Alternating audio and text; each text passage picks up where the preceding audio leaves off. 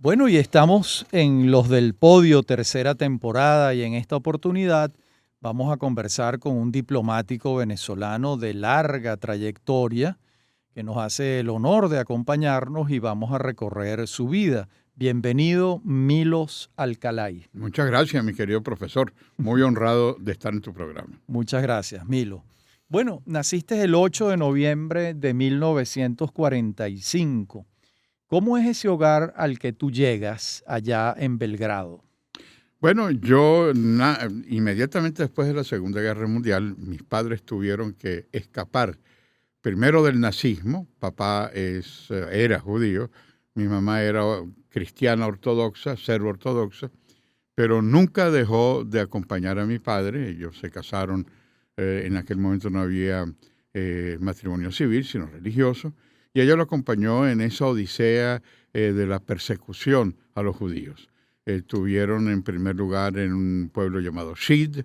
De allí los alemanes se acercaron, tuvieron que viajar al Kosovo, a Prizren, que estaba el lugar donde había nacido mi mamá y mi abuela, donde había una presencia musulmana muy importante. Y de allí tuvieron que escaparse, una vez identificados, a Albania, porque Albania estaba bajo el control italiano y allí sobrevivieron, regresaron a Belgrado después de la guerra y después vino la persecución comunista. Papá ya no era por judíos, sino porque la fábrica de mi abuelo supuestamente había sido colaboracionista. Decía, bueno, pero si yo soy judío, ¿cómo voy a ser colaboracionista? Claro. Digo, no, usted no, con usted no tenemos nada, pero la empresa sí. Y bueno, ahí comenzó la odisea. Papá buscó en primer lugar en el primer barco que fueron a Palestina, todavía no era el Estado de Israel, yo nací en Belgrado, era bebé, y de allí vieron con una enorme emoción las posibilidades que Venezuela le ofrecía a la inmigración. Yo llegué antes de los 5 años, es decir, desde el punto de vista de la Constitución, soy venezolano por nacimiento, todos aquellos que han llegado antes de cumplir los 7 años y que han cumplido lo que la Constitución establece, cosa que inmediatamente hice, porque mis padres se identificaron tanto con Venezuela, el amor hacia la segunda patria, una tierra de asilo, una tierra en donde acogió a cientos de miles de refugiados de todo el mundo y encontraron una tierra de gracia, una tierra abierta. Y allí ese amor por Venezuela lo trasladaron. Yo no recuerdo muy poco, tenía muy pocos años cuando llegamos a Venezuela, y lo que recuerdo prácticamente de nacimiento es Venezuela como mi país, al Claro. cual me he dedicado de lleno. ¿Has debido llegar en el 49 o en el año 50? En el 49. Llegué en el Gobernaba Carlos 49. Delgado Chalbó. Así es, así Y es. llegaron seguramente por el puerto de La Guaira, probablemente. ¿No? Llegamos por Sí. el puerto de La Guaira. De Palestina, ya en aquel momento se había creado el Estado de Israel en el año 48. 48.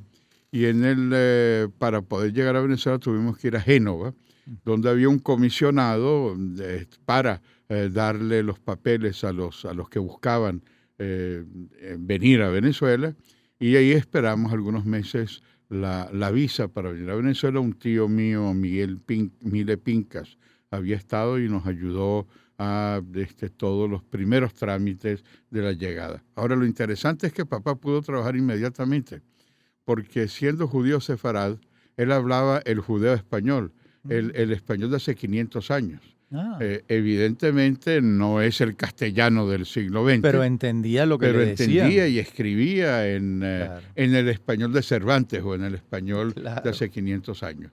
Y allí Y tienes pudo. aunque no lo recuerdas, tienes información de a dónde llegaron. Llegaron a Caracas, llegaron a otra ciudad. Llegamos a Caracas y alquilamos un cuarto. Tú eres hijo único. No, yo tenía una hermana mayor.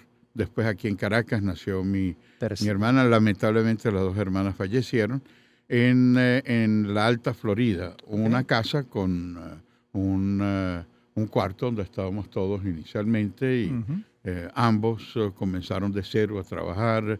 Mi mamá haciendo corbatas y haciendo tejidos, mi papá vendiendo de casa en casa, y paulatinamente fueron creando. Mi papá fundó una papelería al Mayor y al Detal, y mi mamá un instituto de fisioterapia en aquella época muy, muy conocido, Última, que bueno, nos dieron una calidad de vida extraordinaria y un amor por el país. Qué bonito. ¿Y dónde estudiaste tú la escuela primaria, Milos? La primaria la hice donde vivíamos en el Este 8, la preparatoria, en un colegio llamado Colegio Leal, y posteriormente unos primeros años en el Colegio Moral y Luces Herzl Bialik, que es el colegio de la comunidad judía que estaba en aquel entonces en San Bernardino. Pero luego me cambiaron, me cambié, igual que mi hermana, al Instituto de Escuela cuando quedaba en la Florida. Y allí inicié. Un colegio laico y muy bueno, laico, muy del bueno. Profesor Anselmo Alvarado. Anselmo Alvarado, así es. Sí. Y posteriormente fui a estudiar, me enviaron a estudiar a un colegio internado para aprender el inglés en Canadá, el St. Andrews College. Ahí eras un muchacho de 14, 15 años. Sí, de 13, 14 años. Qué bien. Y posteriormente, bueno, después de varias veces regresamos, hice la reválida, los estudios que hice en el exterior, y de allí entré en la Universidad Católica Andrés Bello, estudié Derecho. ¿Estaba en la esquina de Jesuitas o ya se había mudado para Montalbán? Nuestra promoción del 69 fue la última promoción que se graduó en la esquina de Jesuitas. Posteriormente, los que nos siguieron sí se graduaron en la nueva sede de la universidad en La Vega. Claro. Pero los 5 años que yo estudié estaba en el centro. Te graduaste de abogado de 24 años. De 24 años, así es. Y en el último año, no había terminado de graduarme, por los contactos con Luis Mariano Fernández, hijo de Lorenzo Fernández, que trabajaba en Información Exterior, y Rubén Chaparro Rojas, que estaba en el ministerio, en la OSI, la Oficina Central de Información. Tuve el sueño de mi vida, que era trabajar en el Ministerio de Relaciones Exteriores. Claro.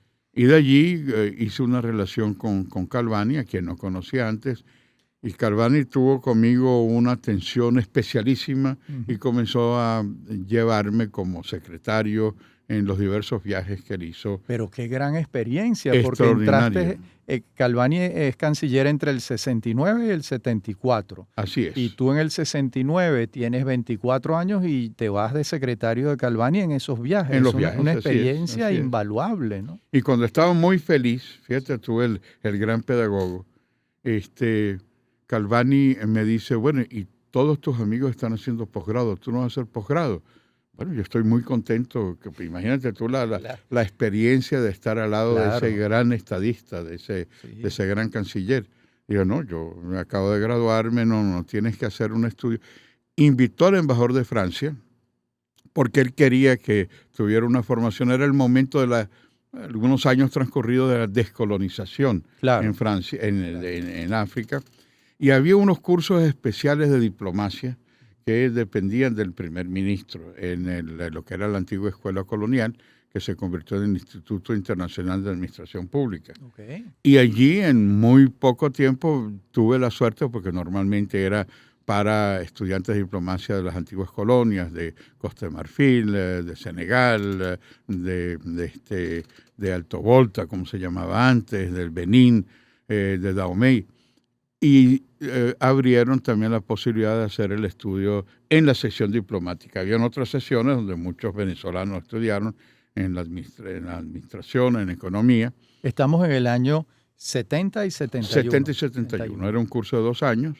Hice mi pasantía en África. Pedí ir a Costa de Marfil, a Abidjan, que era en aquel momento el presidente era Félix Houphouët-Boigny, un estadista que había, igual que Leopold Sédar Senghor del Senegal. Sí, claro. Habían sido grandes parlamentarios y comenzaron en su primer mandato, y la Embajada de Francia, por supuesto, tenía unos vínculos especialísimos, ¿no? Sobre todo con Costa de Marfil, Côte d'Ivoire, como les gusta llamar a ellos, no les gusta la traducción en francés, en donde era el centro fundamental de la cooperación para la integración africana.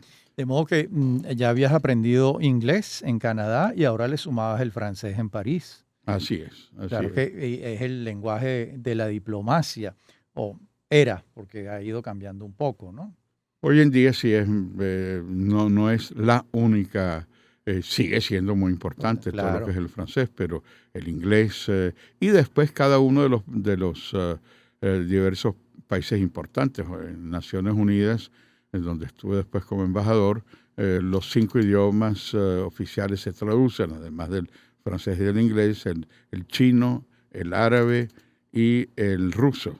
De manera que, y aparte de eso, que hay cada vez una mayor utilización. Antes los embajadores hablaban francés, hoy en día la tendencia es aprender bien el idioma del Claro, país donde ellos están donde ellos están. acreditados. Bueno, vamos a una pausa, Milos Alcalay, y en la próxima parte del programa nos relatas cómo fue tu ingreso en la Cancillería, en el mundo diplomático, y qué haces en esos años del 74 al 79, cuando va a gobernar Carlos Andrés Pérez. Estamos conversando con Milos Alcalay. Ya regresamos.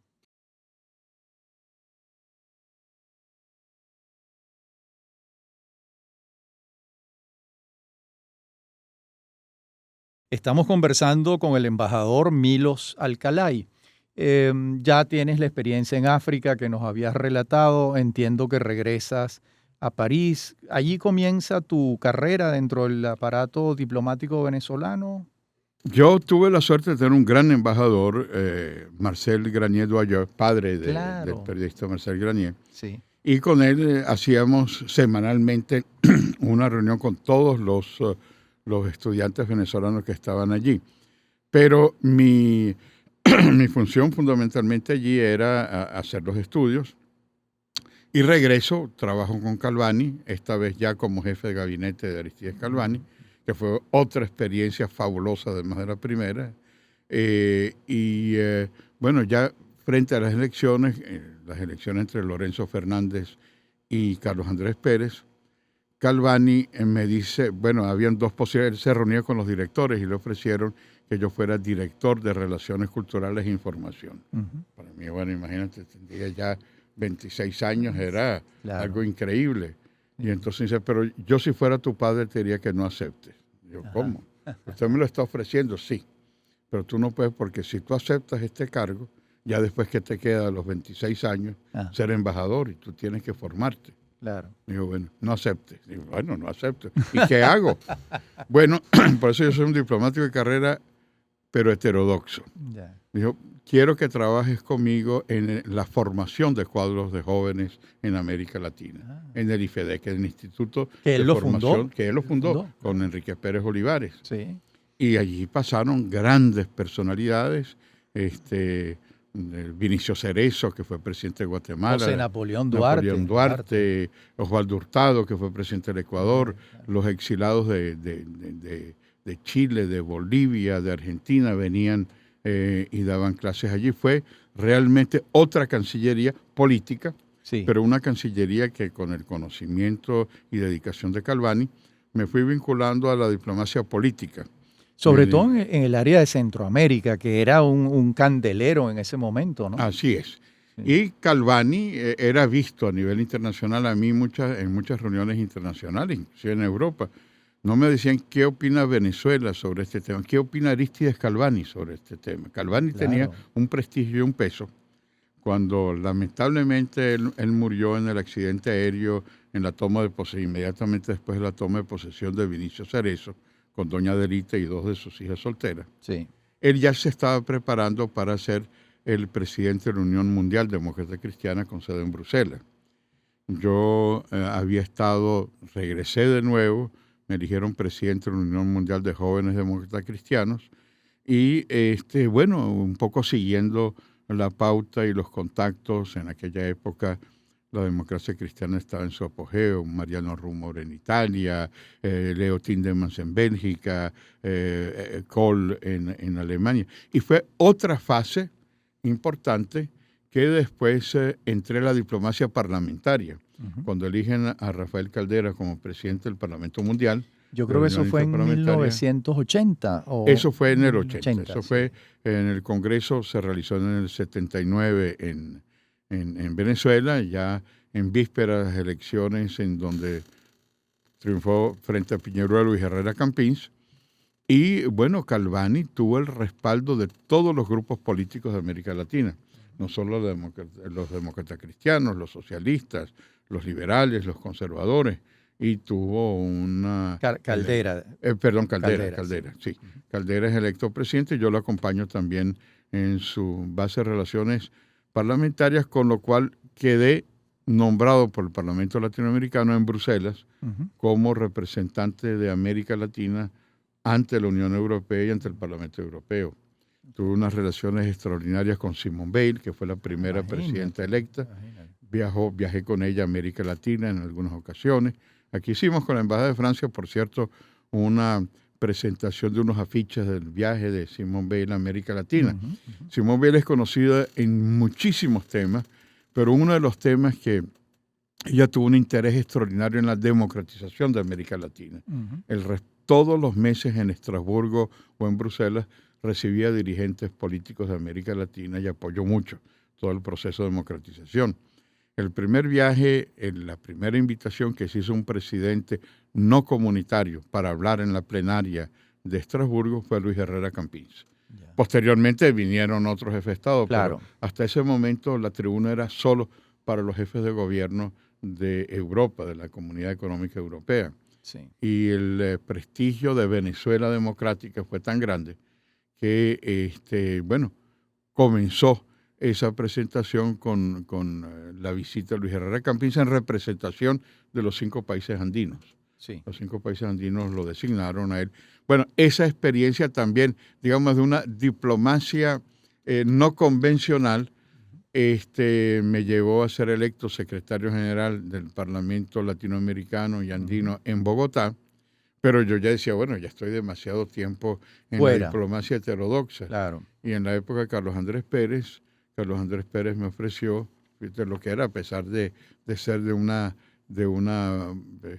origen social cristiano, ser embajador en Rumanía. En el año 1989. Así es. En el segundo gobierno de Carlos Andrés Pérez. En el segundo gobierno de Carlos Andrés Pérez. Sí. Y bueno. Era la primera vez que eras embajador. Era la primera vez. Yo tenía. Habías hecho carrera, digamos, en los organismos multilaterales, en los parlamentos europeos y andinos, ¿no? Así es. Pero, yo continué.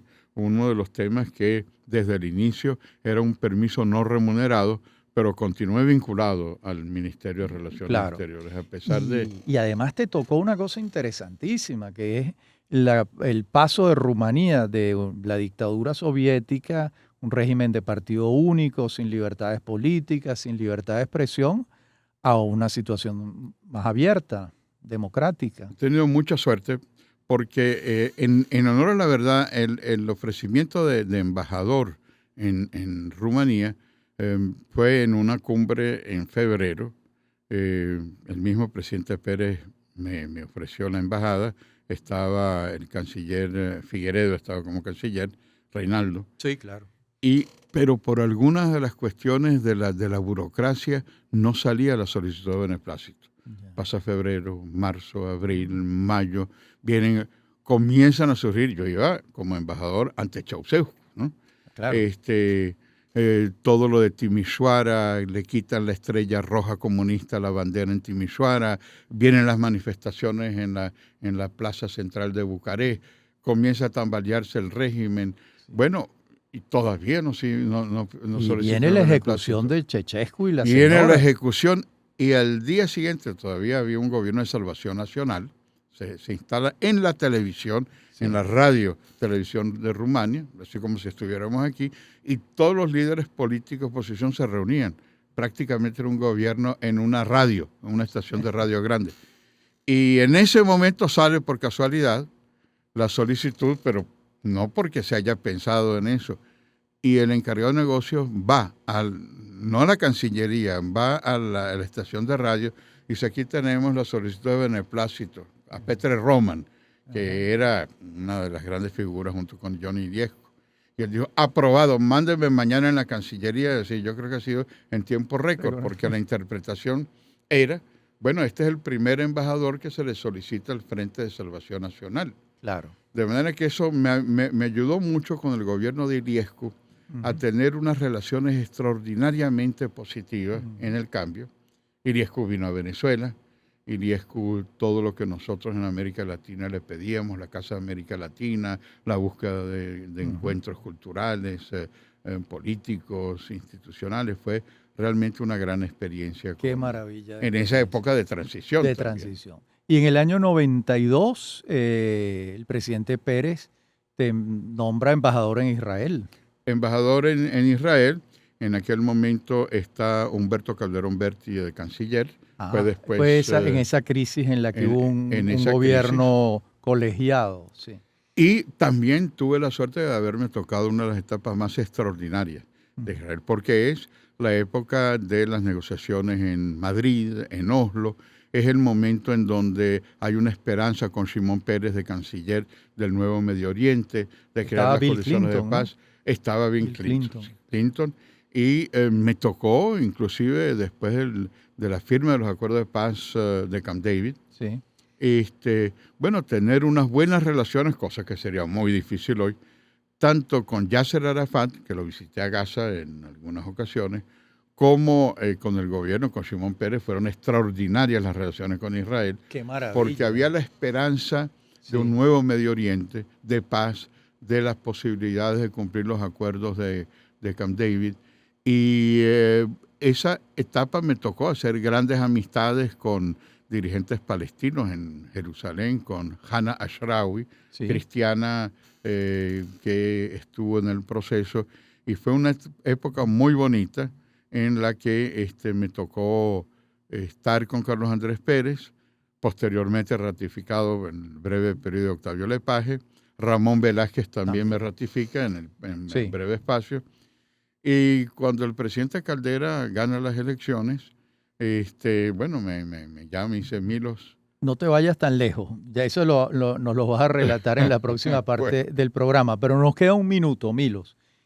¿Conociste a Shimon Peres? Sí, mucho. Hay un documental, una serie en Netflix sobre Shimon Peres. Así es. A mí me impresiona muchísimo el personaje. Creo que es uno de los grandes políticos del mundo en el siglo XX, ¿no? Un gran estadista. Lo tratabas con frecuencia porque eras un embajador en su país, ¿no? ¿Qué nos puedes decir de él?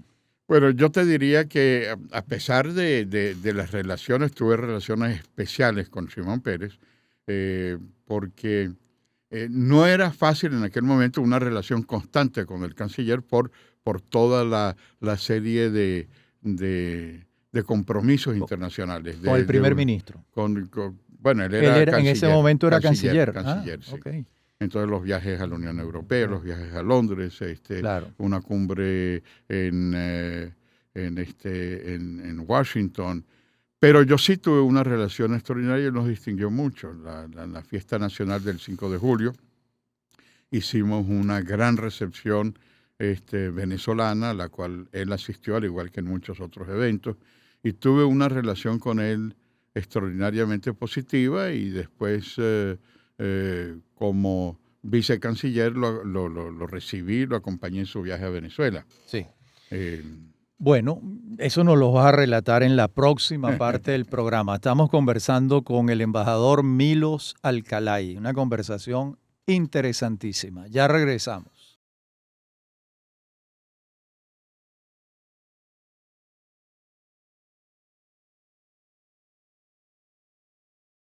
En la parte anterior del programa, en nuestra conversación con Milos Alcalay, lo tenemos embajador de Venezuela en Israel entre el año 92 y 95. Y entiendo que el presidente Caldera te llama de regreso a Venezuela para que seas vicecanciller, viceministro de Relaciones Exteriores. Es decir, antes de eso, como presidente electo, me reúno con el presidente y me dice, Milos, ¿qué cargo aspirarías? Una forma, bueno, tan generosa. Claro. Y mi respuesta fue, mire, presidente, a mí me nombró Carlos Andrés Pérez y me fue muy bien en Israel. Octavio Lepage me ratificó y me fue bien en el corto plazo. Ramón Velázquez me nombró y fue extraordinario. Imagínense qué bien me irá con ustedes, presidente. Déjeme allá donde estoy. Y quedó un poco... yo Pensó diría, que tú aspirabas a algo más. Sí, decía que no, déjeme donde estoy, allá estoy feliz. Pero duró poco tiempo porque después de algún tiempo hubo una crisis en Roy Chatterton, que era Claro. viceministro de Relaciones Exteriores, Sí. y me llama Burelli, a quien yo no conocía, para ofrecerme ser director de administración y de personal. Ujú. Yo digo, mire, canciller, yo no sirvo para eso, Claro, porque claro. yo puedo hacer, y no es que esté aspirando a una cosa del otro mundo, yo puedo dedicarme al tema del Caribe, porque estoy muy vinculado al tema del Caribe, Claro. a la integración, pero administración, no soy bueno en eso. Sí. Lo único que lo convencí fue cuando le dije, mire, si me nombro director de administración, no solamente yo voy a fracasar, sino usted también. Claro. Entonces, Un argumento convincente. pero cuando vengo llamado a asumir cualquier cargo, el presidente Caldera me llama a Miraflores, me invita a almorzar y digo, bueno, qué bueno que vienes. Digo, bueno, me ofrecieron la dirección de administración, pero yo creo que mejor serviría en la dirección política, en la dirección económica, en la dirección de integración. No, tú no vas a esos cargos. Bueno, a lo mejor y el mismo presidente Caldera me dice que él quería que yo fuera vicecanciller, que no Muy bien. aspiraba. Claro. Para mí fue una gran y grata sorpresa. Por supuesto. Y por supuesto, eso fue una extraordinaria oportunidad de trabajar en lo que me había preparado durante tantos años, ¿no? Claro. Y en el año 97 el mismo presidente Caldera te ofrece ir de embajador a Brasil, ¿no? Sí, allí Por hubo, cierto, en los dos gobiernos el presidente Caldera tuvo un interés muy particular en las relaciones con Brasil. así es. Ese fue también una visión del presidente Caldera de ir a Brasil. Sí. Habían en la Cancillería otras opciones que insistían que no fuera a Brasil, pero las relaciones mías con Brasil eran extraordinariamente positivas y también tuve la suerte de vivir momentos extraordinariamente positivos. Toda la dinámica y la prioridad que el presidente Caldera le dio al Brasil, los viajes frecuentes, la conexión vial entre Boavista y Venezuela, Santa Elena de Guairén. toda la Sí. integración económica, política, y fue una etapa extraordinariamente positiva de encuentros. Gobernaba Fernando Enrique Cardoso. Fernando Enrique Cardoso, que Un es gran otro estadista. Gran estadista Sí. extraordinario. Extraordinario. Y tuve la suerte cuando estuve, bueno, ya lo habíamos hablado hace tiempo, como secretario general en Bogotá, me tocó nada menos que Belisario Betancur, que ese es otro Claro, gran estadista, cómo no. y él nos dio un gran respaldo al Parlamento andino y al Parlamento latinoamericano. Pero entonces, bueno, yo estoy en Brasil y gana las elecciones Chávez, Sí. y yo le presento en su primer viaje como presidente electo es al Brasil. Sí. Y yo le presento la renuncia. Era un Chávez muy distinto al que después Claro. vino. Por Y supuesto. yo le dije que yo le presentaba la renuncia y dice esa forma de ser de encantador de serpientes. Me dijo, yo necesito diplomáticos de carrera. Digo, Claro. pero yo no estoy vinculado, no importa, porque lo que necesito son diplomáticos Claro. de carrera. Y Digo, te bueno, ratificó allá. y le dije, nómbrame en otro país, no, yo te quiero en Brasil y tal. Y bueno, y Chávez continuó con la misma agenda de Caldera con Fernando Enrique Cardoso. En el año 99 y 2000. Y 2000. Y en el 2001 me nombra como embajador de Naciones Unidas. Ya. ¿Qué argumento te dio cuando te ofrece esa embajada? Bueno, él me había ofrecido que yo viniera a trabajar con él en Caracas y yo le dije, bueno, yo puedo trabajar como funcionario de carrera en alguna embajada, pero un cargo político yo no puedo aceptarlo porque mis vínculos con los expresidentes es sumamente sólido, Sí. con el presidente Caldera, con el presidente Pérez, con el presidente Luis Herrera Campins, Con Velázquez con también. Velázquez. Y usted ha sido muy crítico de ellos y yo políticamente no estoy de acuerdo con eso. Yo tenía una relación muy, muy franca. Evidentemente era un Chávez muy distinto Sí, sí, eso al que estamos fue clarísimos. evolucionando. Claro. Hasta el punto que yo tuve que, lamentablemente, algo que los diplomáticos no sé, renunciar. En el al año cargo 2004, ¿no? 2004, Sí. como embajador en Naciones Unidas, porque los tres temas que Calvani hizo que yo me sintiera tan vinculado a la diplomacia venezolana eran el tema de la democracia, y la democracia estaba comenzando a tener serias acciones. Serios problemas en Venezuela, sí. El segundo, el de los derechos humanos. Este trabajo del Parlamento Latinoamericano Claro, hizo que nosotros defendiéramos el tema de la defensa, promoción y protección de los derechos humanos, y lamentablemente se había comenzado también claro. ya a erosionar todo lo que es esa situación. Y la diplomacia, una diplomacia de conflicto en el cual estaba totalmente en desacuerdo. Por Y, supuesto. y que se ha agravado muchísimo cuando uno ve Claro, situaciones como de nombrar personas no gratas a 440 eurodiputados de todos los claro, partidos. claro, Demuestra una política de que llamo política de carritos chocones, ¿no? claro. Que está muy alejado de lo que es. Claro, hoy es Sí, más grave de lo que era en el 2004, claro. pero era una Pero tendencia que ya se veía. que ya se veía venir. Y bueno, Ahora, los primeros años del gobierno de Chávez es cierto que él se esmeró en darle continuidad al servicio exterior con determinados embajadores, porque estabas tú, estaba Roy Chatterton, que ya era un embajador de carrera con mucha experiencia, y quizás algunos otros que en este momento, muchos más. muchos más. Después del 2004 es que comienza una especie de purga de los Claro, embajadores. O sea, él, salvo algunos nombramientos políticos, sí. embajadores políticos, pero los embajadores de carrera, inclusive hoy de los embajadores más críticos en público Ujú. al presidente Chávez, me criticaron que cómo podía yo como diplomático renunciar a Ujú. un cargo, que los embajadores no renuncian. Digo, claro Sí, que renuncias claro, si tú sientes que los principios que te hacen no se están cumpliendo. claro, Entonces, esos que me criticaron el haber renunciado, porque sí. eran de carrera, bueno, fueron purgados y muchos de Claro. ellos hoy están en Bueno, las filas también estaba en opositoras. esa época Fernando Gervasi, por ejemplo. Fernando Gervasi, Gervasi también, sí.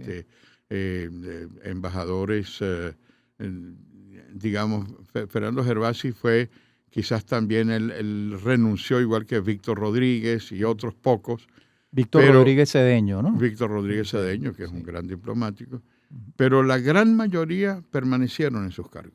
En Claro. el 2004 comenzó, eso sí, la radicalización, la politización, Sí. la ideologización. Y lo otro que diría en el inicio, también son dos elementos que diría. Uno, el colapso de los partidos políticos tradicionales que lamentablemente 25 años después todavía siguen con un gran peso de no Sí, cambiarlo, a pesar de que hay nuevas esperanzas, nuevas voces. claro.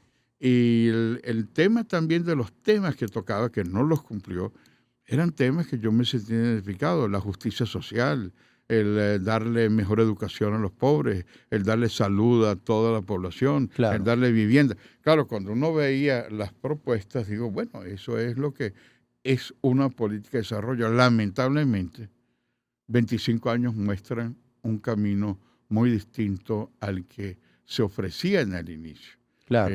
La corrupción, la forma de designar en una especie de carrusel a los mismos ministros, Claro. las acciones en contra de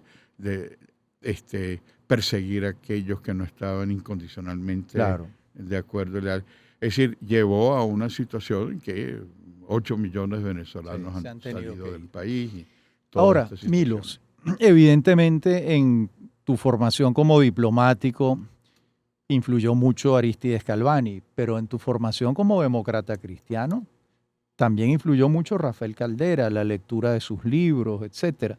¿Tú te ubicas dentro del espectro ideológico claramente como un demócrata cristiano? Sí, yo Sí, me ubico como un social cristiano, que cristiano. es como lo definía Calvani.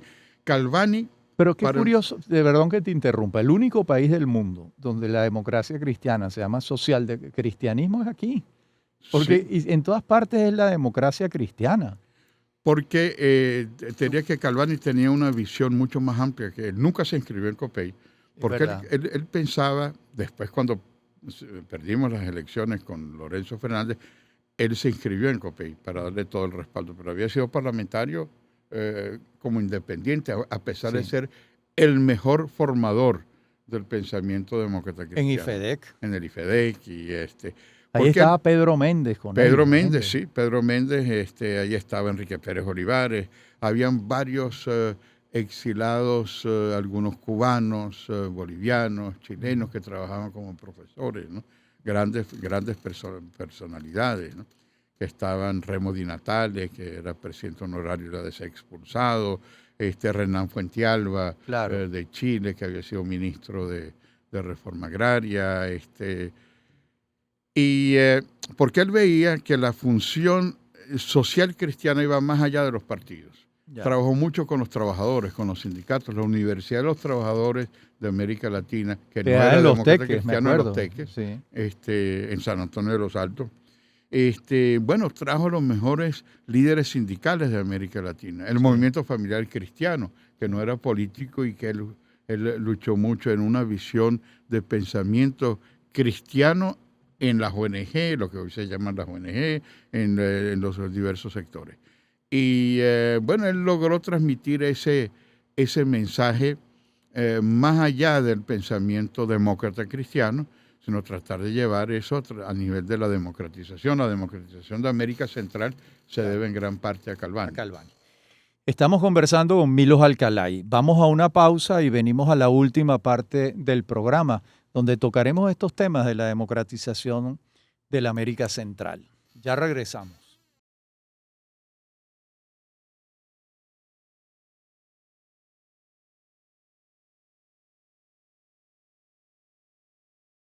Estamos conversando con el embajador Milos Alcalay, quien se separa del servicio diplomático venezolano en el año 2004. Milos, dejábamos en la parte anterior del programa el tema de Centroamérica y Calvani y cómo logra Calvani a través de la OTCA, creo que se llamaba, la Organización Demócrata Cristiana de América, un proceso de democratización en el que también contribuyó mucho Carlos Andrés Pérez, ¿no? Sin duda alguna, sin duda ¿Cómo alguna. fue eso? Bueno, yo diría que uno de los temas fundamentales en América Central era que la mayoría de los gobiernos, Honduras, El Salvador, Guatemala, con excepción de Costa Rica, Panamá, había una presencia de gobiernos militares. Y Calvani siempre tuvo una relación extraordinariamente institucional con los militares, hasta el punto de que cuando lo invitaban a dar cualquier curso en el Instituto de Altos Estudios de la Defensa Nacional o cualquiera de los cursos, él dejaba lo que sea porque él creía que era necesaria la parte de la formación institucional de los militares. Y aparte del movimiento sindical, del movimiento político, él hizo relaciones muy importantes con los sectores militares de América Central. Muy bien. De América Central, en los cuales él llevó con esas extraordinarias dotes de demócrata la necesidad institucional de la democratización. Hasta tal punto, una sola anécdota, Napoleón Duarte, Calvani siendo canciller le salva la vida porque él se refugia, era el alcalde de San Salvador, gana las elecciones presidenciales y comienzan a hostigarlo, se va a la embajada de Venezuela en donde le dan asilo y lo sacan a golpes de la embajada de Venezuela. Caramba. Y Calvani entra, en aquel momento fue la intervención más dura, señalando que Venezuela no iba a aceptar este desaire, prácticamente señalando que íbamos a actuar. Bueno, de allí en adelante comenzó un proceso, si tú quieres, de formación de los cuadros institucionales. El mismo Napoleón Duarte, expulsado por los militares, estando en Venezuela asilado, después lo nombraron presidente de la Organización Demócrata Cristiana de América, es llamado por militares institucionales en El Salvador para la primera presidencia provisional. Claro. Fíjate tú cómo paulatinamente esa especie de vuelta a la institucionalidad fue importante no solamente en El Salvador, en Guatemala con Vinicio Cerezo, en Honduras, en todo lo que... Y Calvani como un articulador de ese proceso. Calvani como un articulador, por su forma tan extraordinariamente sencilla pero profunda, yo creo que impactó los diversos sectores. Y bueno, eso... En Calvani había algo que es difícil de conseguir, que es la autoritas. Así es. Él tenía autoridad porque su vida era un ejemplo también. Era un ejemplo, era un hombre de una honestidad y de una transparencia, no solamente él, sino su esposa, Adelita Abo de Calvani, que lo ayudó muchísimo en todos esos aspectos, y la familia. Es decir, yo creo que él fue un hombre que no cambió. Él no quería, cuando viajaba como canciller, no quería seguridad. Yo no necesito seguridad, él iba solo. Y cuando no estaba en cuestiones oficiales, él manejaba su Volkswagen Claro. con la familia. Lo recuerdo, una camioneta Una Volkswagen camioneta, grande que tenía. es, Sí. así es. A ver, Milo, veamos otras facetas de tu vida. Has sido un diplomático de carrera, pero un hombre de los escenarios internacionales, de la geopolítica y un hombre apasionado también de la política. ¿Qué otras facetas no conocemos? Tú eres un gran lector, eres melómano, tu familia, ¿cómo ha sido?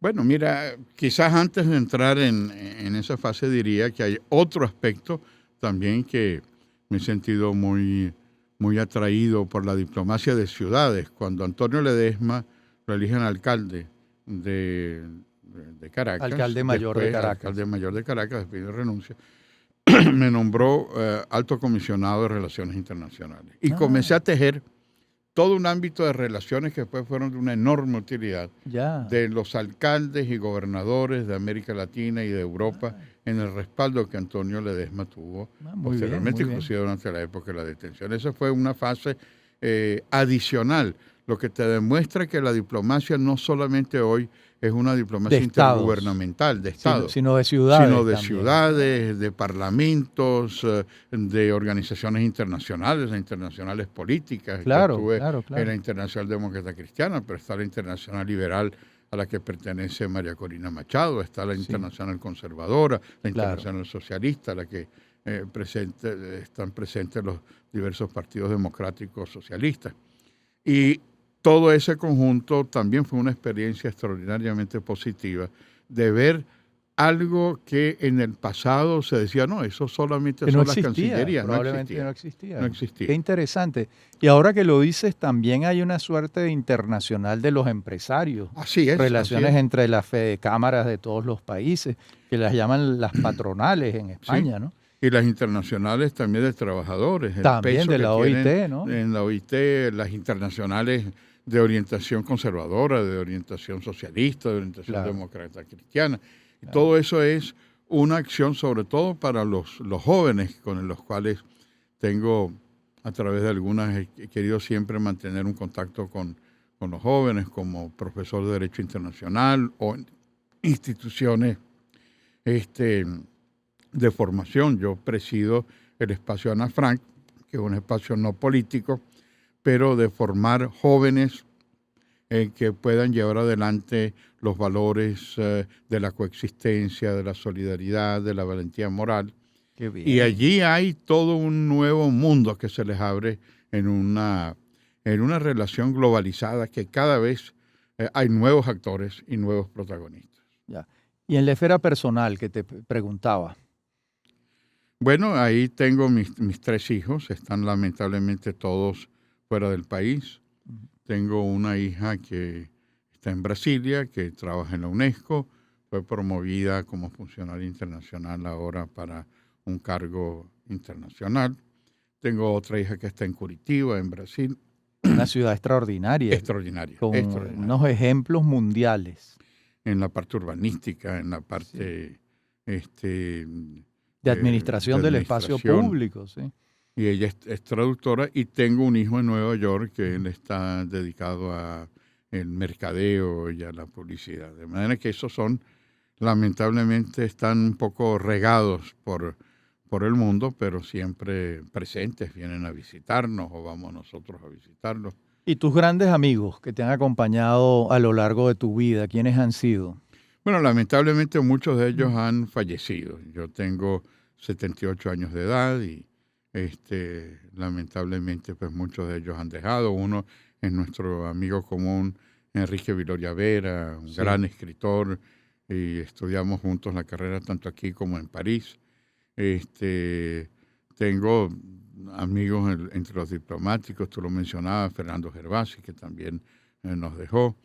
Y bueno, uno va teniendo relaciones con que lamentablemente se van perdiendo en otros países también claro. con el tiempo. Pero ahí seguimos adelante haciendo nuevas amistades también Claro. jóvenes hoy en día que están interesados en dar toda su contribución a hacer de Venezuela lo que Venezuela siempre ha sido, una tierra abierta, una tierra de futuro, una tierra de promesa, Claro. de manera que...